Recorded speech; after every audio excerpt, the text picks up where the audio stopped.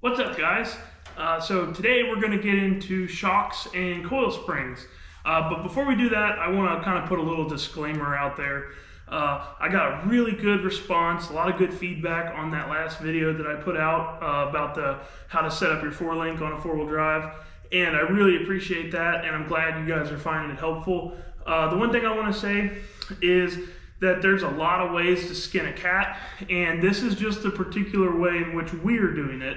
That doesn't mean that it's the only way to do it. There's other guys that have found success doing it in other ways, but this is just how we do it. All of this information that I am talking about pertains to dead hooking the tire, and I will go into that a little bit more when we get into the tire video. But essentially it just means that we don't spin the tire at all. The tire stays dead hooked throughout the entire run. So everything I'm telling you is specific to running a tire dead hooked. If you're shooting for a wheel speed or a certain amount of slip, all of this information is going to be totally different. So I just want you guys to know that this isn't the only way to do it. This is just the way that we found for it to work best and most consistently for us. And hopefully these videos will encourage some of these other guys that have done it to make their own videos, and then that way you guys have a lot more knowledge of how to run your trucks and how other people are running their trucks, and everybody wins if we get more knowledge out there. So hopefully that will inspire other people to do the same. So jumping into shocks and coil springs. This is a topic with an absolute wealth of knowledge out there on the interwebs, and there is absolutely no way that I can get into the nuts and bolts of how every single shock and coil spring works. In this video, my main goal is to tell you guys how we're doing it and where we believe that how it works best on a 4-wheel drive diesel truck. If you really want to get down and dirty with shocks, I would recommend going to Scott Clark's podcast, Real Tuners Radio, and I would look up the Chris Bell episode with Kinetic Energy, and I would watch that. And that Chris Bell is a wealth of knowledge when it comes to shocks, and he really goes in depth in that podcast, and you can find it on YouTube or Apple Podcast.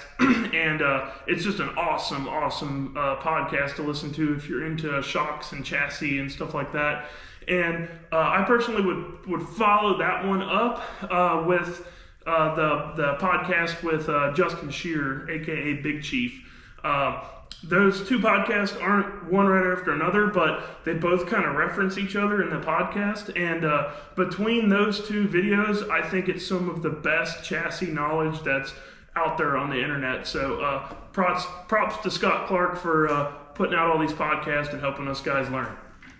So jumping into working on diesel trucks. So there's a lot of different shock manufacturers out there.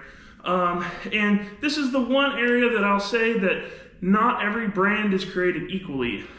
Each brand kind of has their own niche, in my opinion. And I think that they can all work with reworked valving and stuff. But as far as an out-of-the-box goes, I really like the Sandtoughs. We run those on both my truck and JP's, and we've had really good success with those. They don't seem to be needing revalved because the valving is pretty strong in them to start with. So, like I've been talking in these last videos, when we don't have that great of a starting line ratio and we make a bunch of torque, we are asking a whole lot of these shocks. We are really trying to smash these shocks down hard. So you need to have a pretty tight valving in the shocks. And so essentially what I mean by that is how easy it is to compress or extend the shaft of the shock. Some of these shocks manufacturers like AFCO per se makes an awesome shock. A lot of people run AFCOs with great success. In my opinion, the valving is a little bit too loose out of the box to run in a truck, and that makes you kind of have to put a heavier spring on it than what you should probably want to run. So if you're going to do AFCOs, I would recommend contacting maybe even AFCO directly and kind of explain to them what you're doing with it, and have them valve it a little bit more than how they come out of the box. Chris Bell is who built these shocks here for my dad's bracket car. And I would definitely get with him if you're going to order a set of shocks and tell him your application. He has done some 4-wheel drive diesel trucks before, so he has a little bit of knowledge in that area.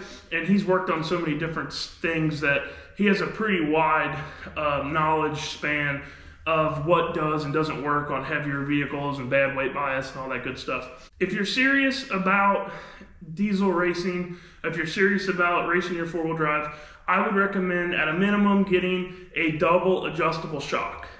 So what that means is that you have control of the compression side of the shock, so squishing the shock down, and you have control of the extension of the shock, pulling it apart. This is a lot more important than what people think. Man, I feel like a lot of people think that a shock is a shock, and I have myself overlooked shocks for a really long time, and I kind of thought, well, you know, once the chassis squats and it compresses the spring, all you have to do is control the squatting of it, and then, you know, the rest of it just stays loaded for the racetrack. Well, that's really not the case at all.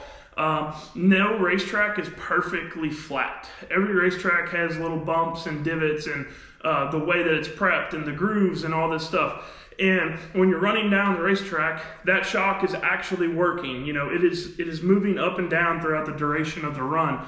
If you put a GoPro on your chassis, you can really see a lot of what the shock has to experience going down even a really nice racetrack. And the more junk surface that you run on, the more important that is.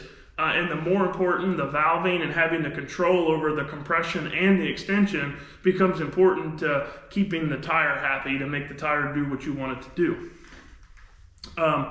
These particular shocks here are a gas-filled shock. These are supposed to be pretty nice shocks. These are Penske's. This is just what Chris Bell recommended that we run on our particular application. The nice thing about going with somebody that does their own valving of shocks, like Chris Bell takes these Penske's, takes them apart, does all his tricks to them, and the nice thing about that is they come set up with where he wants you to start as far as compression and extension. That is going to save you a lot of time. If you have a really good shock guy, he will be able to kind of get you close from the get-go. If you are just buying a pair of off-the-shelf shocks that you want to try, maybe you don't want to spend $1,500, $2,000 on a pair of really nice shocks and springs, and you want to get something a little bit more entry level, you're going to want to just start in the middle on compression and extension. There's really no way to know exactly what the valving of your shock's going to do until you just have a starting point to start with, so it's easier to start in the middle. I will tell you that more times than not, if you're getting an out-of-the-box shock, expect it to be a little light on the valving. Expect to start with the compression a little bit tighter than in the middle. But generally, most shock guys will tell you to start in the middle unless it's a custom valve deal specifically for your application. And with valving and being able to control the settings and whatnot, that's really where the coil springs come into play. The coil springs are a lot bigger of a factor than I think a lot of people understand or a lot of people put weight on. The length of this coil spring and the weight of this coil spring is extremely important to opening up the window of opportunity in which this shock has to do its job.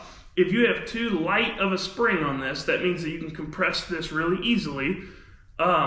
This shock is going to have to work a lot harder, and the harder it has to work, the tighter the valving has to be on it. And what that ends up, as far as to the racetrack, how that correlates to the track, is you might be able to use it on a really good racetrack. It might work fine. But if you get on an iffy surface, you might not be able to make it go down because you're outside of the shock's window because you have too light of a spring on here. You're making the shock work too hard, and you run out of adjustment as far as how tight you can go. At some point, you're going to be out of clicks. You can only tighten the shock up so much. And same for the opposite end of the spectrum. If you have a coil spring that's way too heavy, then it's not allowing the shock to work enough, and it's just solely relying on the coil spring, and you lose all of your control. So back to that might work on a really, really good racetrack, but if you get on a marginal surface, it won't go down. So selecting the right coil spring is important for that. The height of the coil spring is really important too, and that's because these are measured in pounds per square inch compressed. So say this gold spring here is a 90-pound spring, and this blue spring here is a 150-pound spring. If both of these springs were both 90s, let's say, this coil spring is going to compress 90 pounds per inch. Well, because this spring is shorter, it's going to compress not as much, and so it makes the rate in which this applies the force, the weight down, a lot faster than this. So say if this spring will compress 5 inches, it'll put 450 pounds of force down. Well, it's going to do it in, say, 25% faster than what this spring will do, because this spring is longer. It slows down the rate of force. A general easy rule of thumb for what we're doing is to start with, say, a 14-pound spring. There are some applications that you could run a shorter spring, or maybe you have to run a shorter spring because of the way your chassis is built or something. But if you can, I would try to run the longest spring possible, so that way you have the largest window of control over your shock. Now, picking the weight of the spring, that's a little bit difficult in my opinion for our applications because of the bad weight bias. Like I said in the last video, if you call up a shock manufacturer and you tell them what the weight bias is of the vehicle, they're probably going to tell you, if it weighs 1,500 pounds in the rear, they're going to say, oh, a 135-pound spring, like what's on my dad's car here, that'll work perfect. Well, my dad's car is 3,200 pounds. So this spring is never at any time, when the wheels are off the ground, all the weight's on this spring, it's never going to see more than 3,200 pounds. If your truck's 4,800, 45, 5,000 pounds, and you run this same spring, even though it works fine on a 3,200 pound car, you're now compressing it too hard, because when the vehicle weight transfers off the starting line, if you have 4,800 pounds of available weight, you might be putting 4,000 of it on this rear shock, and this coil spring is not designed for that. So you need to step up to a heavier spring. Even though the weight bias at static says, no, that's too heavy of a spring, you have to always consider the weight transfer and the available weight that you have to transfer. The heavier your vehicle, the stiffer the spring needs to be. I started out with 135-pound springs on mine because I was trying to see if I could get the chassis to separate. And the lighter your spring is, the more it'll promote separation, because the more stored energy a compressed spring has until it coil binds. But if you can keep it just above coil binding, it's going to have a bunch of energy to try to throw the chassis up and set the tire down hard. The problem that I ran into, like I said in my last videos, is it would upset the tire because it would drive the tire down really hard because it had so much stored energy. But then once it would do that, it would throw the chassis up. Even though it wasn't, separating like a radial car, the effects were still happening where it would set the tire and it would throw the chassis up. Well, when it would do that, I would lose all my control on the extension because the spring was too light, and it would actually bring the tire up with it. So it would throw the tire up and then it would spin. I switched to a 175-pound spring, and just doing that in a couple shock settings, it made the truck go from where it had to be just the right surface, and it would go down to really opening my window up to where it would go down a lot broader range of surfaces. And honestly, that spring on it right now is a little bit too light in my opinion. And the reason that I say that is because if you look at the spring, with the weight of the vehicle sitting on it static, it's compressed enough to where it's actually shifted the spring kind of like that. And so that's telling me that it's preloaded a little bit too much. I would like for it to have pretty much no preload on it. So when the weight of the vehicle is sitting here, the spring isn't distorted. It's nice and straight up and down. I think I need to go to a 200-pound spring, and that will really even more open up my tuning window for these shocks. Now, like I said, I got to be careful that I don't go too heavy on the coil spring, or I'll actually shorten the window of the shocks here. But I would say for you guys, set it up to where you can run the tallest shock possible, spring possible, and try to not have much compression on it at static ride height. If it's looking like this, put a heavier spring on it. Okay, so now with that information, we can talk about how exactly to install the shocks on your vehicle.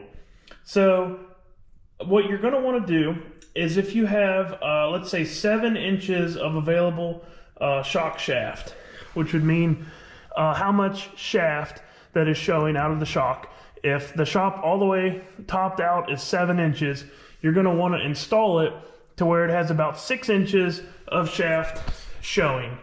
My shocks have 7 inches of available, and right now I've got about 5.5. And as you can kind of see in the video here, how that coil spring's kind of twisted like that, and that's letting me know that I want to have a little bit heavier spring on here.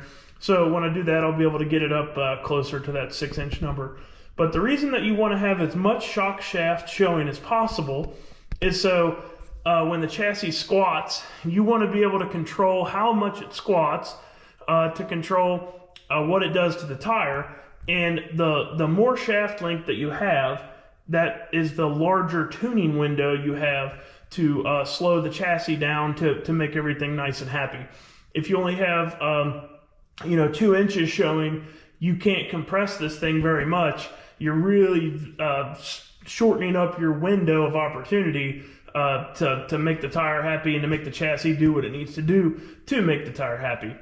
If you see on radial tire cars, they'll usually run them the opposite of this. They'll run them with 1 to 2 inches of shaft showing, and that is so that they can extend, and they have plenty of room to extend and not top the shock out. But for what we're doing, we need to make sure that we have plenty of room to not bottom the shock out.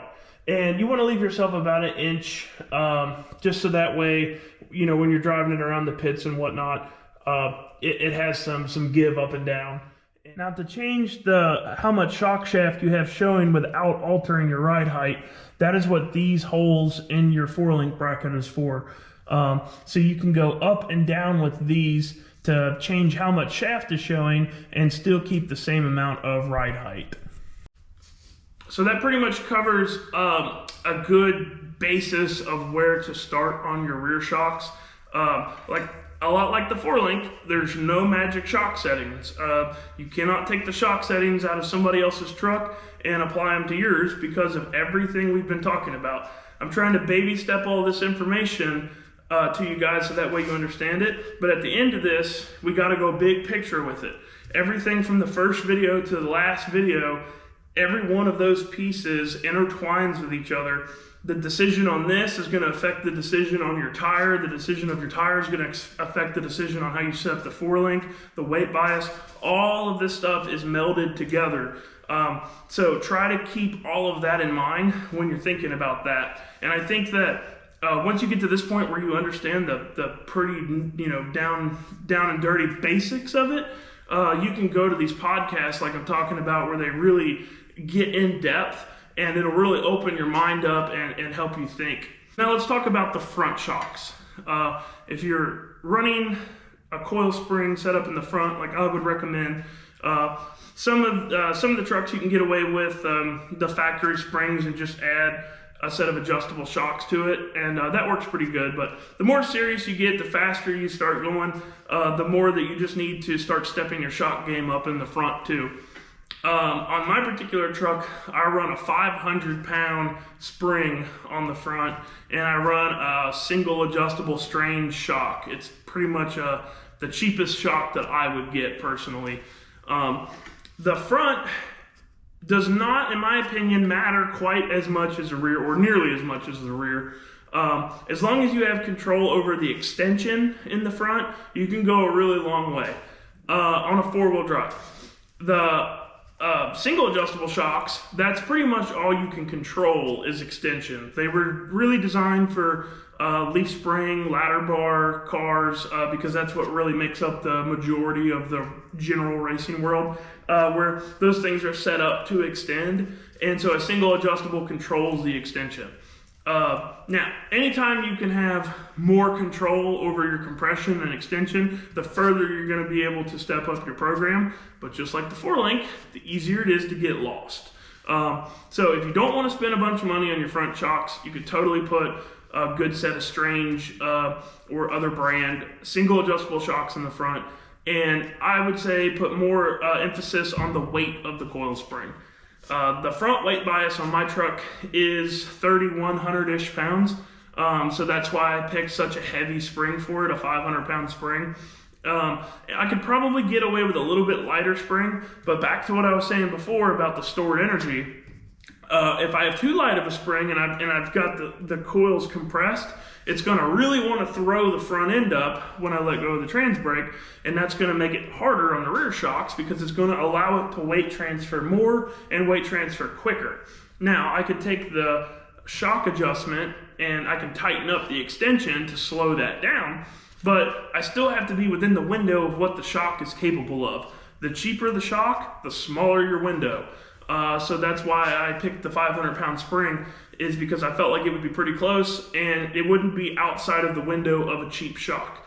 In JP's truck, we have a set of AFCO double adjustables in the front, and we're able to run a lighter spring because we have more control over the extension. I have 8 clicks of adjustment on mine. We've got 25 on his. So a whole lot more fine tuning we can do there.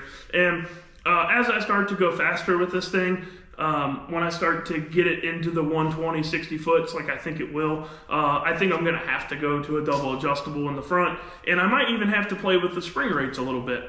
And keep in mind that you're probably going to have to play with spring rates. Just because it works on my truck doesn't mean it works on yours. So the nice thing about this is these springs are cheap, and I've talked to several people about it, and the brand of the springs doesn't matter as much. Some people say that it matters more, some people say it doesn't matter at all, but pretty much the brand of the springs is not a big deal, and these things are relatively cheap. You can pick up a pair of springs between 75 and 150 bucks. So it's really not a big deal to change out your coil springs and to play with it, and in the front it's pretty important. Now, same as having too light of a spring, if you're too heavy of a spring in the front, it won't allow the front end to move enough. The front end moving is probably the most important thing as far as the front of the four-wheel drive. We will do a front end specific video in the future, but right now I don't want you guys to put much thought into it. I want you guys to focus on the rear of the truck. But on the front, you don't want the front to move too much. You don't want it to separate too much, but you don't want it to be stiff and not move at all. If it doesn't move at all, it's not helping with that weight transfer of that bad weight bias. It's not helping you get the bad weight back. So you need to be able to separate a little in the front, but have control over it. So up here on your front shocks, it's not as crucial as the rear as far as the amount of shock shaft you have showing. You just want to make sure that you have enough shaft showing to where you're not going to bottom the shock out when you're on the brakes hard at the top end of the track, and make sure it has some shaft to go through the bumps on a bad track and whatnot, but mainly making sure that you have enough to extend, so that way that there's enough available shaft inside the body of the shock to be able to extend when the front end unloads from the tire. And really, if you've got about 3 inches of upward travel on your extension in the front, that's pretty much good. I can't really think of any situation where you would need more than 3 inches of travel on the extension in the front. I would not recommend doing any sort of straps on the front. You never want any shock to go solid, even if that means that you're making it solid yourself with a strap or a chain or whatever. The moment that it goes solid, you lose all control over the shock, the coil, everything, and it's just solid. My dad's race car, one of the biggest reasons that we got these shocks right here for it is it had a really, really old set of single adjustable shocks. It had too light of a spring on it, and with a ladder bar, like I said before, they separate. There's no way to get one not to separate. And he had a limiting strap on his shock, and so when the car would come up, it would separate because it had too light of a spring, had old, wore-out single adjustable shocks, couldn't control it, and it would come up and it would hit that limiting strap. And when it would hit the limiting strap, you could see the tire would be loaded, you could make the tire nice and happy, the front end would be up, it'd be riding out, and then as soon as it went solid, it'd spin the tire. And you know, his car isn't necessarily fast enough for the run to be over per se, but it was super inconsistent, and bracket racing is all about consistency. So we have a heavier spring, a lot more control with these shocks, and getting rid of that limiting strap. So now it's never going to top out. We can control how it sets the tire, how much force we put on the tire, and we can get it out past there and make it really nice and consistent. So like all the videos here, this is probably a lot to take in. Like I said, this is by no means an end-all be-all video of shocks. There is a wealth of knowledge out there. This is just to get you guys in the ballpark on what you're going to do with your four-wheel drive diesel trucks. You're going to be playing with this stuff. You're going to change it up as you go, but honestly, that's the fun in all this stuff. I think at least the fun of racing is playing with all of these factors and watching it go one way or the other. Oh, we did this and it went slower. Oh, we did this, it went faster. And hey, it went faster to the 60 foot, but it actually slowed down to the 330. All of the what do you want to call it? You know, all of the factors in this is what really makes it a lot of fun, and I really enjoy the tuning part of it. I really enjoy the chassis part of it. I really enjoy the transmission part of it because transmissions matter just as much as chassis and all this stuff. So I have a lot of passion for this kind of stuff, and it's really fun for me. So I hope you guys found this helpful again. And of course, like always, drop a comment if you have a question. If you want to stay up to date on all of these videos coming out, click the subscribe button. Of course, I'm not going to ask you guys to subscribe, but if you want to stay up to date on the new videos as they come out, that subscribe button is what will notify you every time I make a video. So appreciate it, guys. Catch you on the next one.